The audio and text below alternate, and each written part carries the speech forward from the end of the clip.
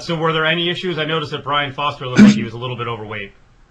Yeah, it was funny because they were announcing the weight in kilos, and so it was hard for us to convert right away and know, did a guy make weight. And in fact, it turned out it was hard for people in the back. Brian Foster came in for his fight with Chris Lido, and he weighed 78 kilos.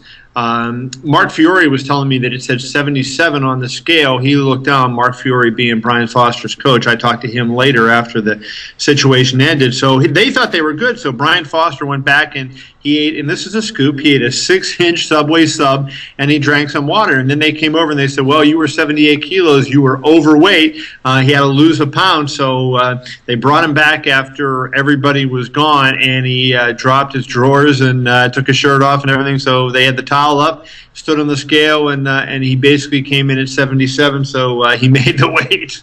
What are you, Jared from Subway here? You're touting Subway. You can eat a 6-inch sub and still make weight? He ate a 6-inch sub and made weight. I'm not sure what he had, but just I know that those 2 pounds of tap-out clothing he had on really must have helped. Wow. All right. I don't know. I eat anything. It goes right to my hips. I guess not with Brian Foster, huh? Yeah, I guess with that kind of metabolism, we're jealous of that.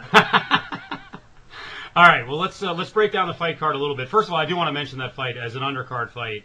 That probably has a chance to make the main card. And now they're a little bit short on fights, but Foster and Lytle kind of looks like a fight of the night candidate.